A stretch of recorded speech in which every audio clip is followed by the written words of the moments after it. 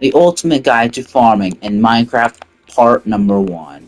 So in this video I'm going to be showcasing the manual versions of crop farms and the automatic versions of crop farms. The best ones that you can build and also the worst ones that you might not want to build in your Minecraft world as well. So you can comment down below which ones are your favorite and which ones are your least favorite. Now for this farm right here, we have our pumpkin and melon farm. Now to use these farms, what we would need to do is we would need to place blocks over here. Like you would place one, and that would grow.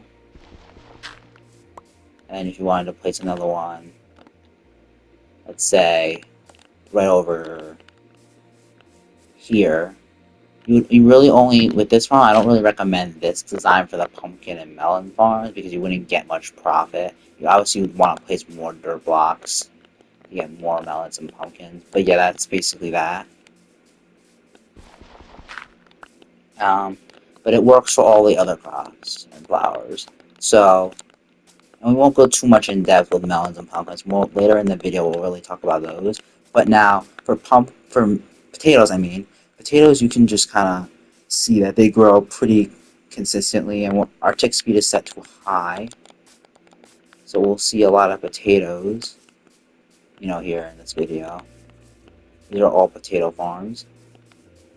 You can farm wheat, carrot. You can see carrots over here as well. Now, as you can see, I did mess up the signs a little bit. This is supposed to be wheat, so all we can do is just plant our wheat, and you'll see that they'll grow relatively quickly because our tick speed is set to high. Normally, in your Minecraft version, tick speed will not be set to high, and you will have to wait for your crops to grow. But I thought for the video, it'd be a bit cooler to see them grow quickly. So yeah, we did that, and now we can go over to our next farm, which is our beetroot farm, and we can plant our beetroot. Actually, I plant some potatoes here as well, so we can just remove those. Now, you'll see that they'll grow pretty quickly. And yeah, because like I said, our tick speed is set to like 1,000. So, yeah. Now, we have our torch flowers that are already grown, and I already did those before I recorded. Those ones should grow, and when you replant them, I'll showcase what happens. So, for our torch flower seed, you can tell our torch flower seed, and this is basically what happens. It grows like that, and then yeah, there we go. Now, for our carrots are pretty simple. Just do that, and they grow. And then when you harvest your torch flower, you can do that. You keep in mind you cannot place it down after, or actually you can. You can place it down after it's been harvested. Now, for our next farm, see this farm in particular, I don't like because it's a little bit messy. You're gonna have crops everywhere, it's a little messy. Don't really like it that much. This, you can keep it kind of organized, but I'll show you the flaws with it a little bit later. So, this is our weeds, and we're gonna plant our wheat kind of like this on the outskirts of the farm. And as you'll see over here on the next side, it's potatoes. So what we're gonna do is we're gonna plant our potatoes kind of like this. And that wheat, and we're gonna kind of do that. And then as you'll see next, we have our beetroot. So we'll plant our beetroot kinda like this.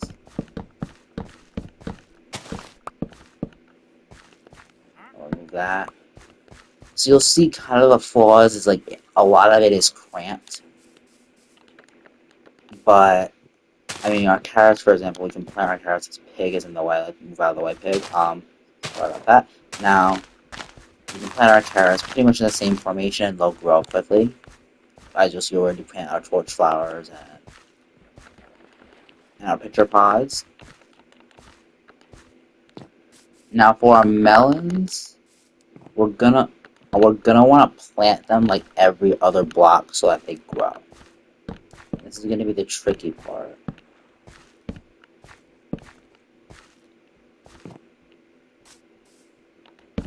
Actually, it's not gonna be too tricky, but it'll be a little tricky because you'll see with this that they'll start to get cramped.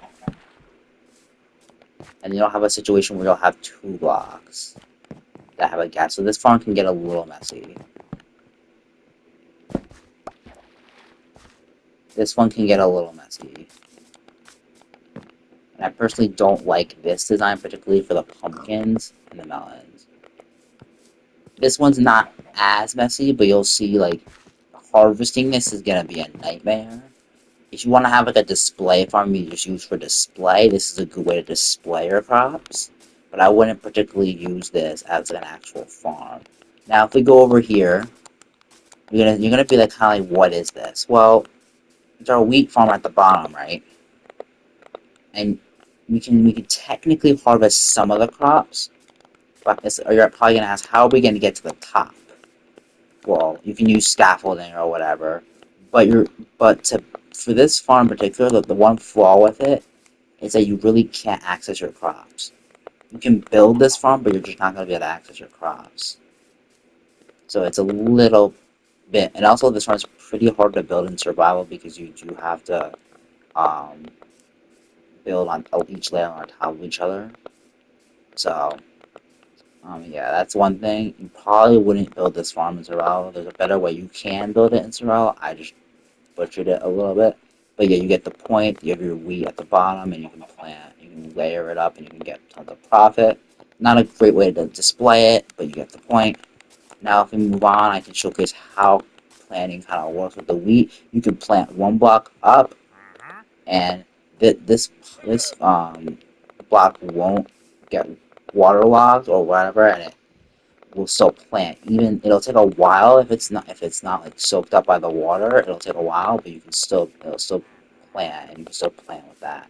Just like on this one, for example, we have 2. They still grew. Now at this one, you see that the water is below here. It didn't get to the block, but it still grew. It'll just take longer. And then for this one, you'll see that the water got to this block, but not this block. Now if I break this and I let this sit, it's gonna obviously grow a lot quicker than normal. But if we if we did this one, you'll see actually too that with this one, once I break this, it won't even let me grow another crop on this block. So that's something to keep in mind, that if you have a block that's already like soaked up with water, and then you go to a place to replant with this one, you're not going to be able to replant with that one. But this farm, you can replant, and it will work just as effective as any other. And you can, like I said, for these farms you can use for any crop in the game. They'll work for any crop. Not so much for the melons and pumpkins. You kind of have to finagle with the melons and pumpkins. That's why I'm not really mentioning those items too much in this video. But now that we've gotten through this part, we're going to get into the automatic section of today's video. Now, the automatic section, it took me a while to kind of get this working. I did this all off camera, so this took a while. But you'll notice that I built 2 farms at least for each. Now, for this first farm, we can activate it right now. It's a wheat farm. It'll activate. Okay, we have to activate this one twice. Now all the crops will go in there and get harvested. You'll notice that a lot of the some of the crops actually do go in the chest. I was having a problem when I was recording this where the crops weren't going into the chest, but you'll notice that some of the crops just like kind of are out everywhere, and they don't get contained. That's the one problem with this farm that I've noticed.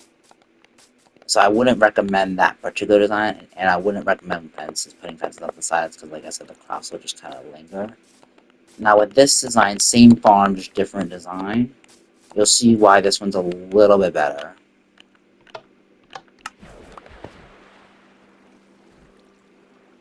Not too great. I think the dispensers just aren't the best to use for a farm like this. They work. It's the same kind of effect, but you're gonna, like I said, you're gonna have all these blocks. And don't place a slab. I don't know why I did that. Don't place slabs above your block, because you won't be able to interact with your chest. But yeah, obviously you would just have to break the slabs. and then try to hopefully be able to get into your chest. You only have if you did this, you only have to break one block. As you know, since it's waterlogged, you have to break two. You have to break both slabs, but that's why I recommend do not place your slabs. This farm just wouldn't work. I'm not sure why I did that, but yeah, see, this farm, it's kind of the same with profit. Like, it's a lot of the items are gonna linger, and you're not gonna get. You're gonna have to go manually still pick up most of your items. You'll still get profit, just it'll be very limited. Now moving on to our next farm, automatic farm to be specific. We're gonna go into this side first, and now for our carrot farm. All these farms will be activated in the same way. Keep that in mind. You'll see for the carrots that like they all kind of just linger.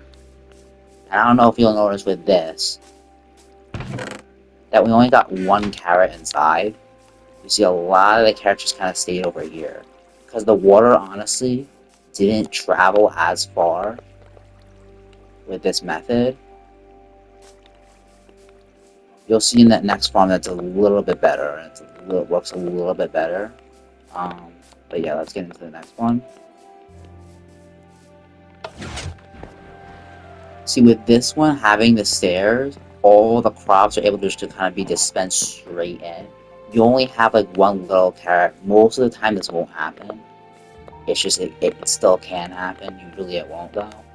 But yeah, you'll look. We can look inside our chest, and you'll see that all the carrots are being dispensed inside. We also have a little couple chickens that we accidentally bred. That's beside the point. But yeah, this farm, this is the more effective way to build this farm. This will still work, but you'll still have crops you'll have to manually harvest, and it might get a little annoying. Now for our next farm, our next automatic farm, it's gonna be getting towards the end of the video. So if you do enjoy this kind of content, be sure to subscribe and leave a like. And also, comment down below what farm is your favorite and what is your least favorite. So yeah, let's get into it. Now, for this farm, what we're going to do is we're going to activate it from the back.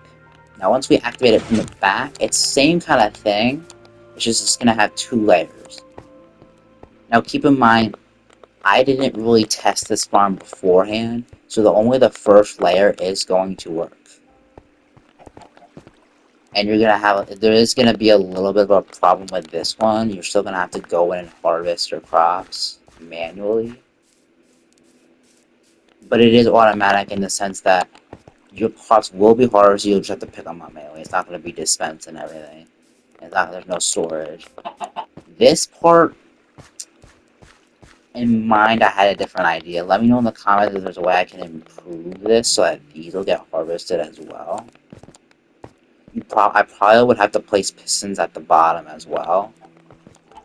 I just didn't think about that when recording, but I'll do a follow-up video, maybe a YouTube short, kind of following up the design, and I'll let you guys know. And if you guys have a better design, like I said, you can comment that down below, and just let me know, and I'll make a follow-up video on the channel. Now for our last two farms. Our last two farms are pretty compact. These farms actually include dispensers and pistons. And the reason why for this farm we're not using regular pistons is because we want the blocks to move, so we're using sticky pistons. So as you'll see, the pumpkins have grown, and we want the pumpkins to be dispensed, hopefully into that chest. So what we're gonna do is we're gonna do something like this. See, now all the seeds and all the pumpkins should get dispensed into the chest, or not into the chest, into the water right here, and we can go and pick them up. We have a full inventory, so we can't. But you get the point. They'll be dispensed right in the middle, and we'll be able to pick them up. Now, once I show you this farm, keep in mind there are two distinct differences between both these farms. I want you to let me know what in the comment section down below what the difference is. And at the end of this video, I will tell you and let me know if you are, and you can comment down below if you were right or not. So basically, for this farm, It's the same kind of thing, it's just flipped a little bit. This farm is flipped, but it works the same way. So now if we dispense everything, so you will have lingering items. That's going to be something that there's not much you can really do. You can place a chest, but there's not much you can really do about that with this farm. So we can't pick up items, like I said, we have a full inventory. But what's something that you notice? You'll see, actually, look, waterlog. There's the once the water is removed, you'll see that since we place, I have to play that twice. Once the water is removed, you'll see that this is still the soil is still, the water has still soaked up the soil, as opposed to over here when we remove the water.